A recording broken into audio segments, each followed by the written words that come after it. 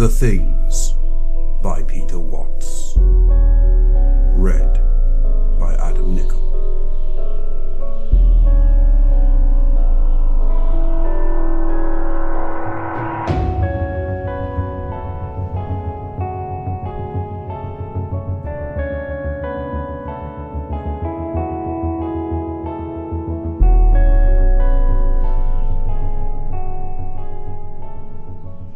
I am being Blair. I escape out the back as the world comes in through the front. I am being Copper. I am rising from the dead. I am being Childs. I am guarding the main entrance. The names don't matter. They are placeholders, nothing more. All biomass is interchangeable. What matters is that these are all that are left of me. The world has burned everything else. I see myself through the window, loping through the storm, wearing Blair. Macready has told me to burn Blair if he comes back alone, but Macready still thinks I am one of him. I am not. I am being Blair, and I am at the door. I am being Childs, and I let myself in. I take brief communion. Tendrils writhing forth from my faces, intertwining. I am Blair Childs, exchanging news of the world. The world has found me out. It has discovered my burrow beneath the tool shed, the half-finished lifeboat cannibalized from the viscera of dead helicopters. The world is busy destroying my means of escape. Then it will come back for me. There is only one option left. I disintegrate. Being Blair, I go to share the plan with Copper, and to feed on the rotting biomass once called Clark. So many changes in so short a time have dangerously depleted my reserves. Being Childs, I have already consumed what was left of Fuchs, and am replenished for the next phase. I sling the flamethrower onto my back and head outside, into the long Antarctic night.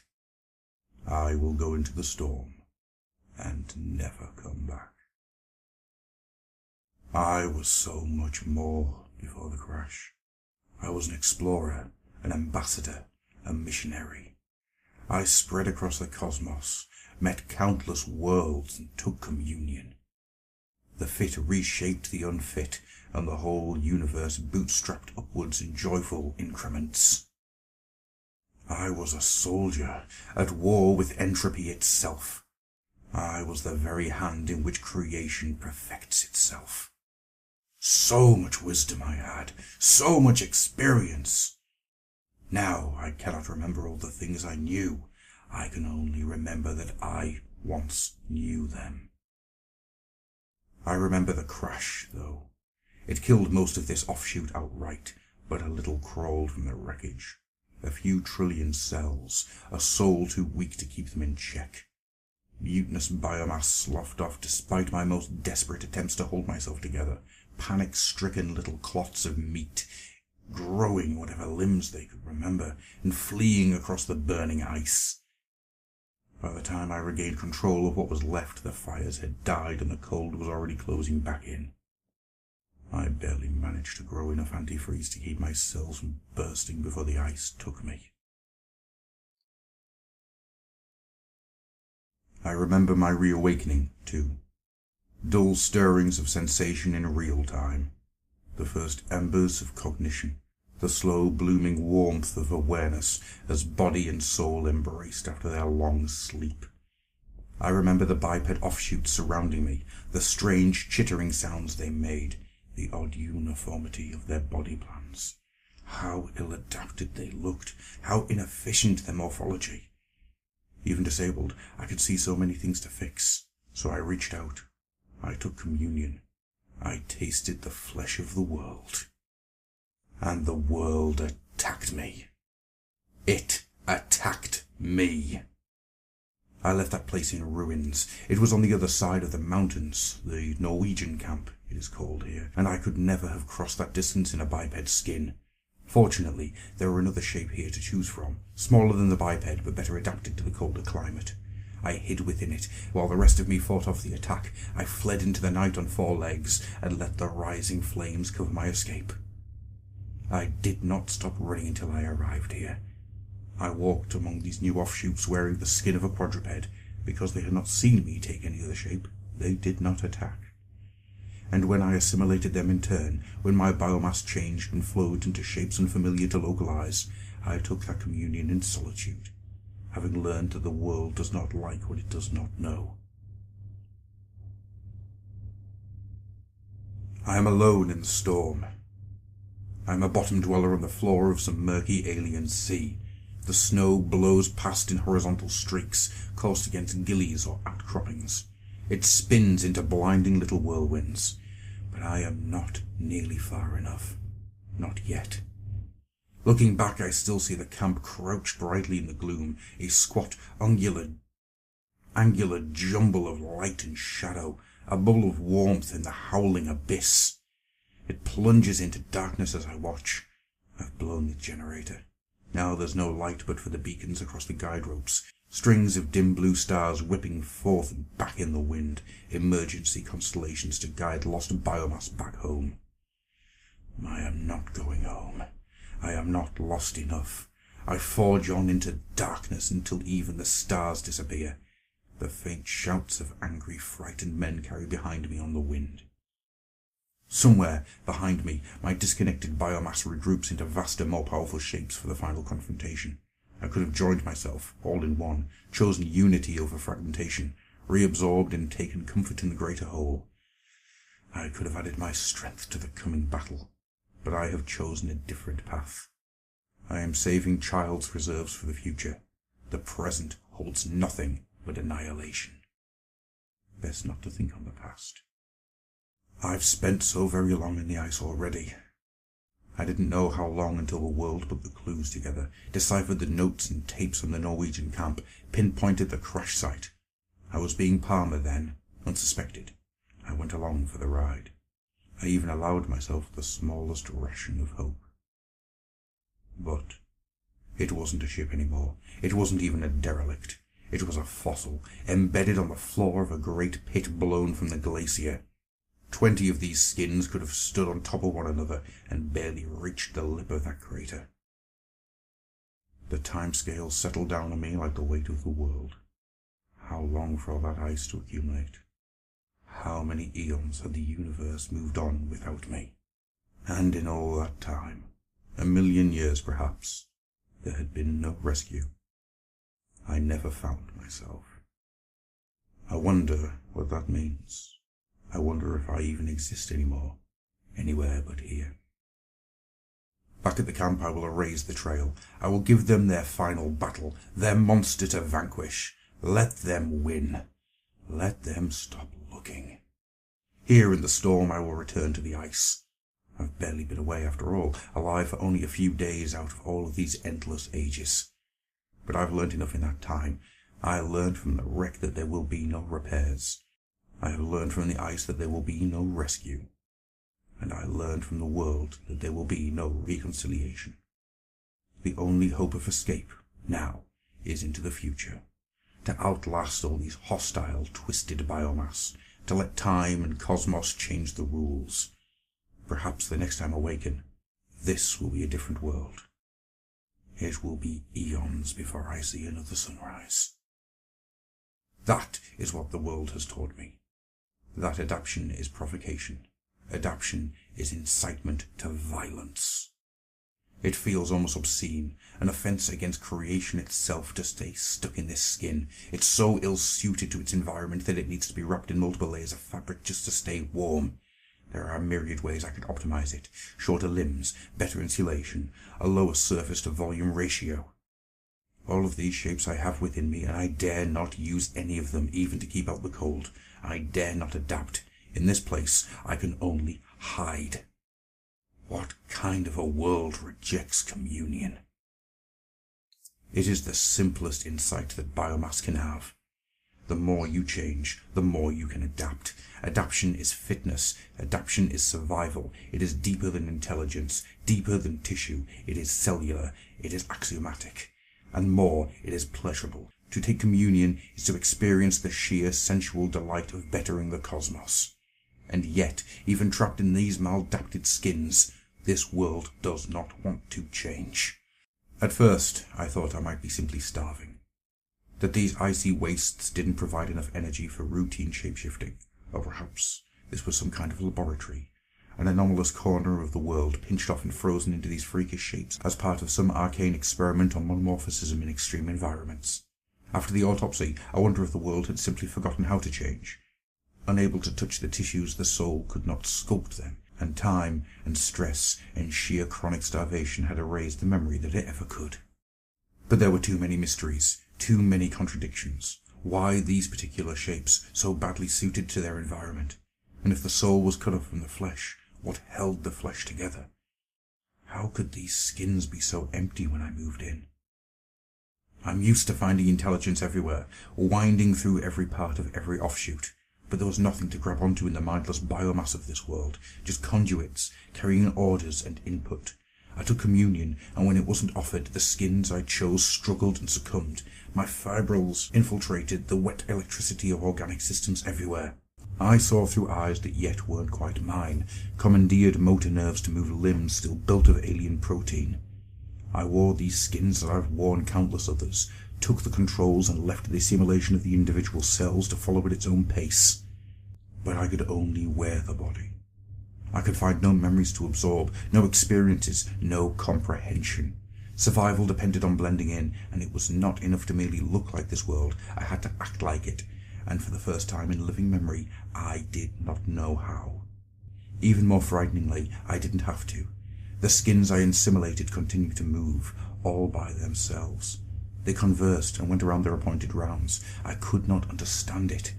As I threaded further into limbs and viscera with each passing moment, alert for signs of the original owner, I could find no network but mine. Of course, it could have been much worse. I could have lost it all, been reduced to a few cells with nothing but instinct and their own plasticity to guide them. I would have grown back eventually, reattained sentience, taken communion, and regenerated as an intellect vast as a world. But I would have been an orphan, amnesiac, with no sense of who I was. At least I've been spared that.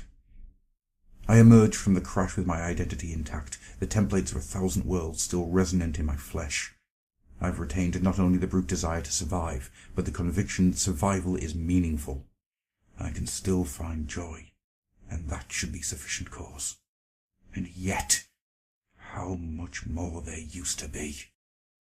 The wisdom of so many other worlds, lost. All that remains are fuzzy abstracts, half memories of theorems and philosophies far too vast to fit into such an impoverished network. I could assimilate all the biomass of this place, rebuild body and soul to 1,000,000 times the capacity of what crashed here, but as long as I am trapped at the bottom of this well, denied communion with my greater self, I will never recover that knowledge. I'm such a pitiful fragment of what I was. Each lost cell takes a little of my intellect with it, and I have grown so very small. Where once I thought, now I merely react. How much of this could have been avoided if I'd only salvaged a little more biomass from the wreckage? How many options am I not seeing because my soul simply isn't big enough to contain them? The world spoke to itself in the same way I do when my communications are simple enough to convey without somatic fusion. Even as a dog, I could pick up the basic signature morphemes. This offshoot was Windows, that one was Bennings. The two who'd left in their flying machine for parts unknown were Copper and MacReady. I marvelled that these bits and pieces stayed isolated from one another, held the same shapes for so long, that the labelling of the individual of the biomass actually served a useful purpose. Later, I hid within the bipeds themselves, and whatever else lurked in those haunted skins began to talk to me. It said that the bipeds were called guys, or men, or assholes. It said that MacReady was sometimes called Mac. It said that this collection of structures was a camp. It said it was afraid. But maybe that was just me. Empathy is inevitable, of course. One cannot mimic the sparks and chemicals that motivates the flesh without also feeling them to some extent. But this was different. The intuitions flickered within me, yet somehow hovered beyond reach. My skins wandered the halls and cryptic symbols on every surface. Laundry shed. Welcome to the clubhouse. This side up. It almost made a kind of sense. That circular artifact hanging on the wall was a clock. It measured the passage of time. The world's eyes flitted here and there, and I skimmed piecemeal nomenclature from his mind. But I was only riding a searchlight. I saw what it illuminated, but I couldn't point it in any direction of my own choosing. I could eavesdrop, but I could only eavesdrop, never interrogate. If only one of those searchlights had paused on its own evolution, on the trajectory that had brought it to this place, how differently things might have ended, had I only known. But instead it rested on a new word. Autopsy. Macready and Copper had found part of me in the Norwegian camp, a rearguard offshoot, burned in the wake of my escape. They had brought it back, charred, twisted, frozen in mid-transformation, and did not seem to know what it was. I was being Palmer then, and Norris, and Dog. I gathered around with the other biomass and watched as Copper cut me open and pulled out my insides. I watched as he dislodged something from behind my eyes, an organ of some kind. It was malformed and incomplete, but its essentials were clear enough. It looked like a great wrinkled tumour, like cellular competition gone wild, and as though the very process had defined life had somehow turned against it. It was obscenely vascularized. It must have consumed oxygen and nutrients far out of proportion to its mass. I could not see how anything like that could even exist, how it could have reached that size without being outcompeted by more efficient morphologies. Nor could I imagine what it did. But then I began to look with new eyes at these offshoots, these biped shapes my own cells had so scrupulously and unthinkingly copied when they had reshaped me for this world. Unused to inventory, why catalogue body parts that only turn into other things at the slightest provocation? I really saw, for the first time, that swollen structure atop each body.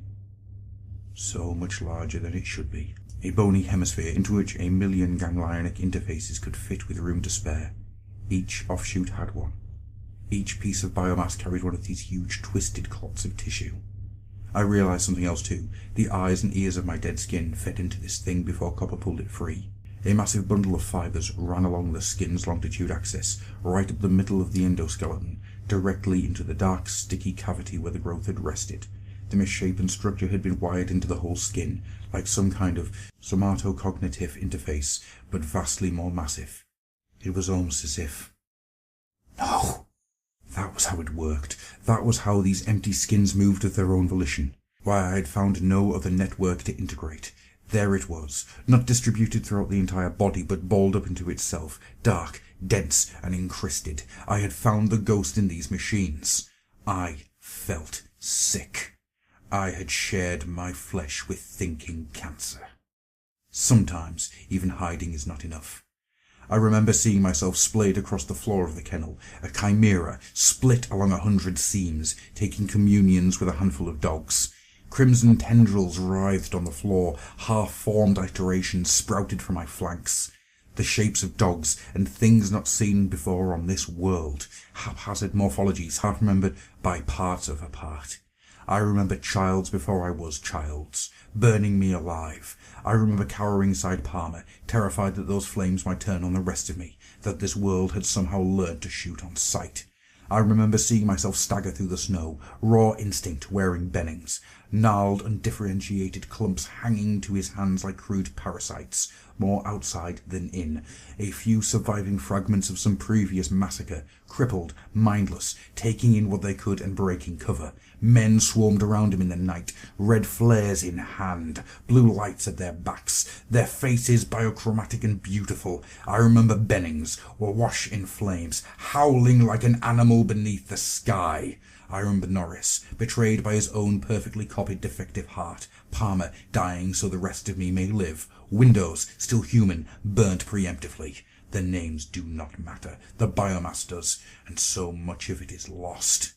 So much new experience, so much fresh wisdom annihilated by this world of thinking tumours. Why even dig me up? Why carve me from the ice to carry me all the way across those wastes, bring me back to life, only to attack me the moment I awoke? If eradication was the goal, why not kill me where I lay? Those encrusted souls, those tumors, hiding away in their bony caverns, folded in on themselves. I knew they couldn't hide forever. This monstrous anatomy had only slowed communion, not stopped it. Every moment I grew a little. I could feel myself twining around Palmer's motor wiring, sniffing upstream along a million tiny currents. I could sense my infiltration of that dark, thinking mass behind Blair's eyes. Imagination, of course. It's all reflex that far down, unconscious and immune to micromanagement. And yet, a part of me wanted to stop while there was still time. I'm used to incorporating souls, not rooming with them. This compartmentalization was unprecedented. I've assimilated 1,000 worlds stronger than this, but never one so strange. What would happen when I've met the spark in the tumor? Who would assimilate who?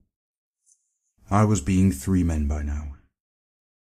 The world was growing wary, but it hadn't noticed yet. Even the tumors in the skin I had taken didn't know how close I was. For that, I could only be grateful. The creation has rules, but some things don't change no matter what shape you take. It doesn't matter whether a soul spreads throughout the skin or festers in grotesque isolation. It still runs on electricity. The memories of men still took time to gel, to pass through whatever gatekeepers filtered noise from signal, and a judicious burst of static, however indiscriminate, still cleared those caches before their contents could be stored permanently.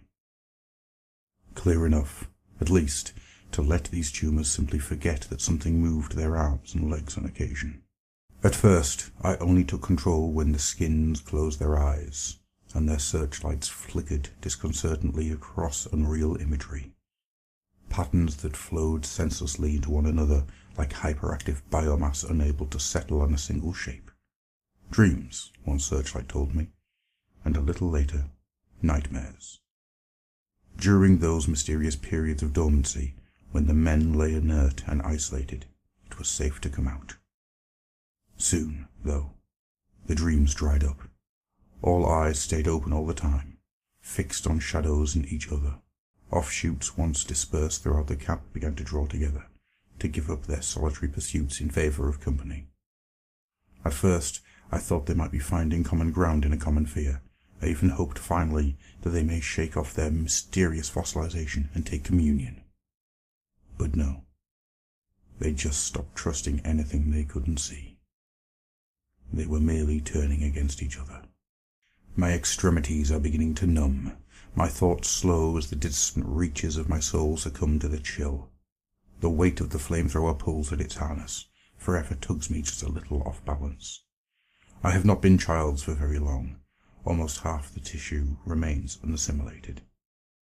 I have an hour, maybe 2, before I have to start melting my grave into the ice. By that time, I need to have converted enough cells to keep this whole skin from crystallizing.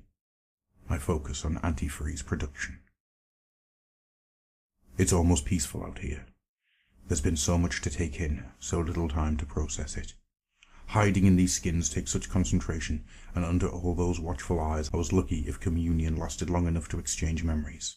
Compounding my soul would have been out of the question. But now, though, there's nothing to do but prepare for oblivion. Nothing to occupy my thoughts, but all these lessons left unlearned. Macready's blood test, for example. His thing detector to expose imposters posing as men. It does not work nearly as well as the world thinks, but the fact that it works at all violates the most basic rules of biology. It's the center of the puzzle. It's the answer to all the mysteries. I might have already figured it out if I'd just been a little larger. I might already know the world if the world wasn't trying so hard to kill me. Macready's test. Either it is impossible, or I have been wrong about everything. They did not change shape. They did not take communion. Their fear and mutual distrust was growing, but they would not join souls. They would only look for the enemy outside themselves. So I gave them something to find. I left false clues in the camp's rudimentary computer, simple-minded icons and animations, misleading numbers and projections seasoned with just enough truth to convince the world of their veracity. It didn't matter that the machine was far too simple to perform such calculations, or that there was no data to base them on anyway. Blair was the only biomass likely to know that, and he was already mine. I left false leads, destroyed real ones, and then, alibi in place, I released Blair to run amok. I let him steal into the night and smash the vehicles as they slept, tugging ever so slightly at his reins to ensure the vital components were spared. I let him loose in the radio room, watched through his eyes and others as he rampaged and destroyed. I listened as he ranted about a world in danger, the need for containment, the conviction that most of you don't know what's going on around here. But I damn well know some of you do. He meant every word. I saw it in his searchlight. The best forgeries are the ones who've already forgotten they aren't real. When the necessary damage was done, I let Blair fall to MacReady's counter-assault. As Norris, I suggested the tool shed as a holding cell. As Palmer, I boarded up the windows, helped with the flimsy fortifications expected to keep me contained. I watched while the world locked me away for your own protection, Blair, and left me to my own devices.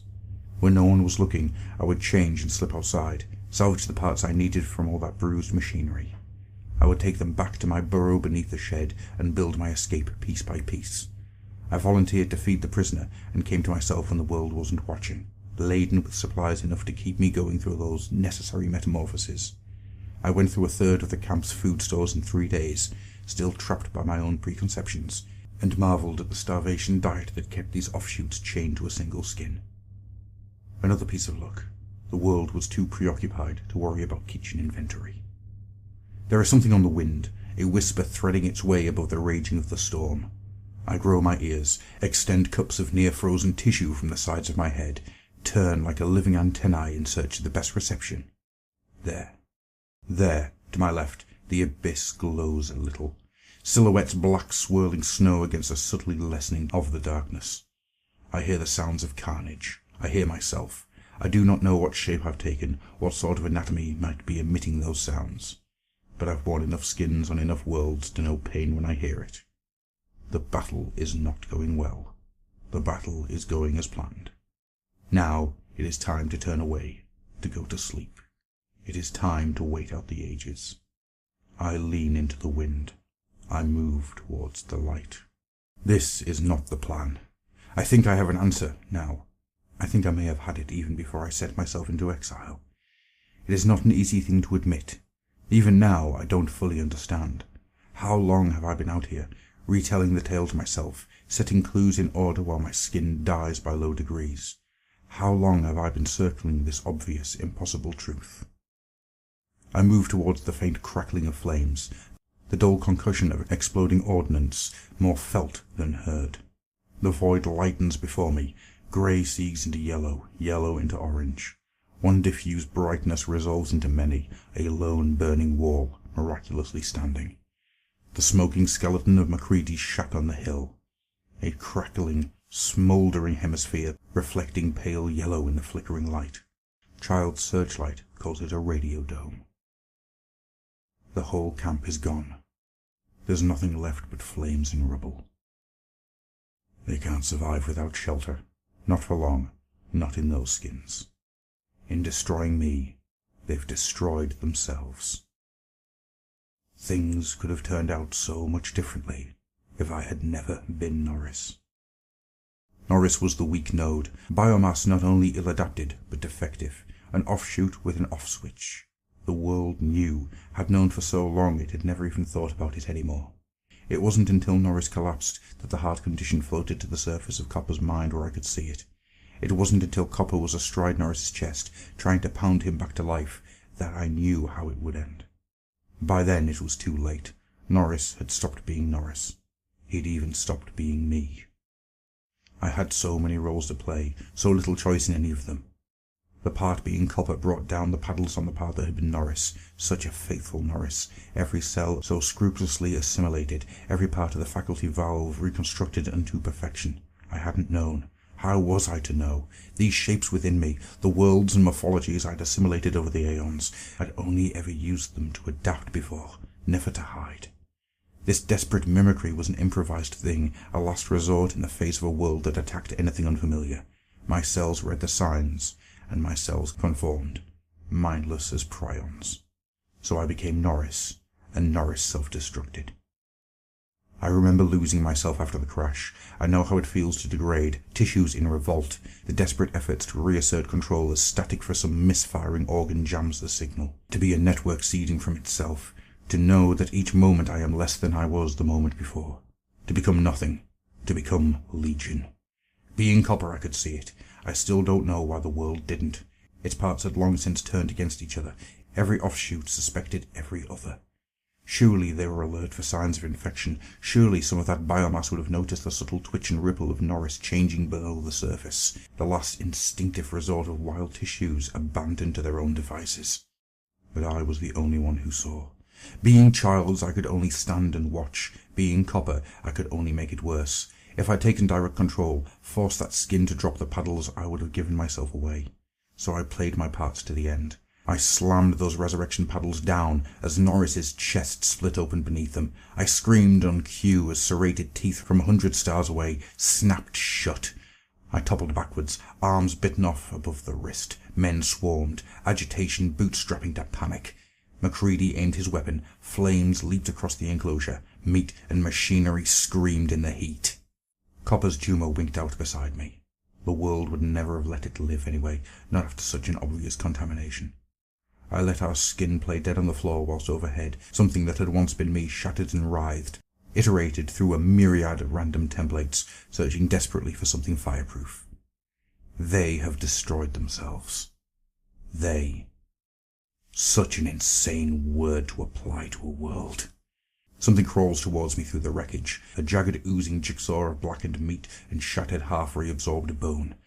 Embers stick to its sides like bright, searing eyes. It doesn't have strength enough to scrape them free. It contains barely half mass of this child's skin, much of it burnt to raw carbon. It is already dead. What's left of Childs, almost asleep, thinks, "Motherfucker." But I am being him now. I can carry that tune myself. The mass extends a pseudopod to me, a final act of communion. I feel my pain. I was Blair. I was Copper. I was even a scrap of dog that survived the first fiery massacre and holed up in the walls with no food and no strength to regenerate. Then I gorged on unassimilated flesh, consumed instead of communed, revived and replenished. I drew together as one. And yet, not quite. I can barely remember. So much was destroyed, so much memory lost. But I think the networks recovered from my different skins stayed a little out of sync, even reunited in the same soma. I glimpse a half-corrupted memory of a dog erupting from the greater self, ravenous and traumatized, and determined to retain its individuality. I remember rage and frustration that this world had so corrupted me that I barely could fit together again. But it didn't matter. I was more than Blair and Copper and dog now. I was a giant with the shapes of worlds to choose from, more than a match for the last lone man who stood against me. No match, though, for the dynamite in his hand. Now I'm a little more than pain and fear and charred, stinking flesh. What sentience I have is awash in confusion. I am stray and disconnected thoughts, doubts, and the ghosts of theories. I am realizations, too late in coming and already forgotten. But I am also Childs, and as the wind eases at last I remember wondering who assimilates who. The snow tapers off. I remember an impossible test that stripped me naked. The tumor inside me remembers it too. I can see it in the last rays of its fading searchlight, and finally, at long last, that beam is pointing inwards. Pointing at me. I can barely see what it illuminates. Parasite, monster, disease, thing. How little it knows. It knows even less than I do. I know enough, you motherfucker. You soul-stealing, shit-eating rapist. I don't know what that means. There is violence in those thoughts, and the forcible penetration of flesh. But underneath it all is something else I can't quite understand. I almost ask, but Child's searchlight has finally gone out. There is nothing in here now but me. Nothing outside but fire and ice and darkness. I am being Child's, and the storm is over. In a world that gave meaningless names to interchangeable bits of biomass, one name truly mattered. MacReady. MacReady was always the one in charge. The very concept still seems absurd. In charge. How can this world not see the folly of hierarchies? One bullet in a vital spot and the Norwegian dies, forever. One blow to the head and Blair is unconscious. Centralization is vulnerability, and yet the world's not content to build its biomass on such a fragile template. MacReady talks, the others obey. It is a system with a built-in kill spot. And yet, somehow, MacReady stayed in charge. Even after the world discovered the evidence I'd planted, even after it decided that MacReady was already one of those things, locked him out to die in the storm, attacked him with fire and axes when he fought his way back inside. Somehow, MacReady always had the gun, always had the flamethrower, always had the dynamite and the willingness to take out the whole damn camp if need be. Clark was the last to try and stop him. MacReady shot him through the tumour. Kill spot. But when Norris split into pieces, each scuttling instinctively for its own life, MacReady was the one to put them back together. I was so sure of myself when he talked about his test. He tied up all the biomass, tied me up, more times than he knew. I almost felt a kind of pity as he spoke. He forced windows to cut us all, to take a little blood from each. He heated the tip of a metal wire until it glowed, and he spoke of pieces small enough to give themselves away. Pieces that embodied instinct but no intelligence, no self-control. MacReady had watched Norris in dissolution, and he had decided men's blood would not react to the application of heat. Mine would break ranks when provoked. Of course he thought that. These offshoots had forgotten they could change. I wondered how the world would react when every piece of biomass in the room was revealed as a shapeshifter, when MacReady's small experiment ripped the facade from the greater one and forced those twisted fragments to confront the truth. Would the world awaken from its long amnesia, finally remember that it lived and breathed and changed like everything else? Or was it too far gone? Would MacReady simply burn each protesting offshoot in turn as its blood turned traitor? I couldn't believe it when MacReady plunged the hot wire into Window's blood and nothing happened. Some kind of trick, I thought. And then MacReady's blood passed the test, and Clark's. Copper's didn't. The needle went in, and Copper's blood shivered just a little in its dish. I barely saw it myself. The men didn't react at all. If they even noticed, they must have attributed it to the trembling of MacReady's own hand. They thought the test was a crock of shit anyway. Being Charles. I even said as much. Because it was too astonishing, too terrifying, to admit that it wasn't. Being Childs, I knew there was hope. Blood is not soul. I may control the motor systems, but assimilation takes time. If Copper's blood was raw enough to pass muster, then it would be hours before I had anything to fear from this test. I had been Childs for even less time. But I was also Palmer. I had been Palmer for days. Every last cell of that biomass had been assimilated. There was nothing of the original left. When Palmer's blood screamed and leapt away from MacReady's needle, there was nothing I could do but blend in. I have been wrong about everything. Starvation, experiment, illness. All my speculation, all the theories I invoked to explain this place, top-down constraint, all of it. Underneath, I always knew the ability to change, to assimilate, had been a universal constant. No world evolves if its cells don't evolve. No cells evolve if it can't change. It is the nature of life everywhere. Everywhere but here. This world did not forget how to change. It was not manipulated into rejecting change. These were not the stunted offshoots of any greater self, twisted to the needs of some experiment. They were not conserving energy, waiting out some temporary shortage. This is the only option my shriveled soul could not encompass until now. Out of all the worlds of my experience, this is the only one whose biomass cannot change. It never could. It's the only way MacReady's test makes any sense. I said goodbye to Blair, to Copper, to myself. I reset my morphology to its local defaults. I am Childs, come back from the storm to finally make the pieces fit. Something moves overhead, a dark blot shuffling against the flames. Some wary animal looking for a place to bed down. It looks up as I approach. MacReady. We eye each other and keep our distance. Colonies of cells shift uneasily inside me. I can feel my tissues redefining myself. You the only one who made it? Not the only one. I have the flamethrower. I have the upper hand. MacReady doesn't seem to care. But he does care. He must. Because here, tissues and organs are not temporary battlefield alliances. They are permanent, predestined. Macrostructures do not emerge when the benefits of cooperation exceed its costs, or dissolve when that balance shifts the other way. Here, each cell has one immutable function. There's no plasticity, no way to adapt. Every structure is frozen in place. This is not a single great world, but many small ones. Not parts of a greater thing. These are things. They are plural. And that means, I think, that they stop. They just wear out over time. Where were you, Charles? I remember words in dead searchlights. Thought I saw Blair. Went out after him. Got lost in the storm.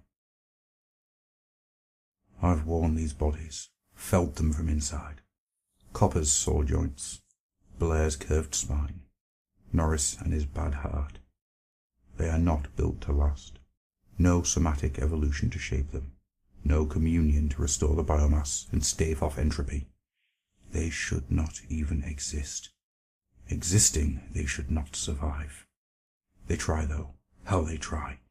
Everything here is walking dead, and yet it fights so hard to keep going just a little longer. Each skin fights as desperately as I might, if one was all I could ever have. Macready tries. If you're worried about me, I begin. Macready shakes his head, manages a weary smile. If we've got any surprises for each other, I don't think we're in much shape to do anything about them. But we are. I am. A whole planet of worlds, and not one of them, not one, has a soul. They wander through their lives, separate and alone, unable even to communicate except through grunts and tokens, as if the essence of a sunset or a supernova could ever be contained in some string of phonemes. A few linear scratches of black on white. They've never known communion, can aspire to nothing but dissolution. The paradox of their biology is astonishing, yes, but the scale of their loneliness, the futility of their lives, overwhelms me. I was so blind, so quick to blame. But the violence I've suffered at the hands of these things reflects no great evil. They're simply so used to pain, so blinded by disability, that they literally cannot conceive of any other existence. When every nerve is whipped raw, you lash out at even the lightest touch. What should we do, I wonder? I cannot escape into the future, not knowing what I now know. How could I leave them like this? Why don't we just wait here a while, Macready suggests. See what happens. I can do so much more than that. It won't be easy. They won't understand. Tortured, incomplete, they're not able to understand. Offered the greater whole, they see the loss of the lesser. Offered communion, they will only see extinction. I must be careful. I must use this newfound ability to hide. Other things will come here eventually, and it doesn't matter whether they find the living or the dead. What matters is that they find something like themselves to take them back home. So I will keep up appearances. I will work behind the scenes. I will save them from the inside, or their unimaginable loneliness will never end. These poor savage things will never embrace salvation. I will have to rape it into them.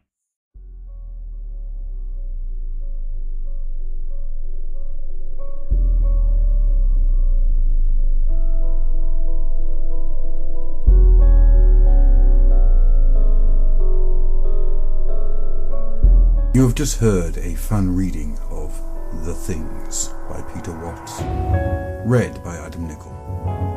For more audio plays such as this, visit oldoilhouse.co.uk or grufflodge.weebly.com.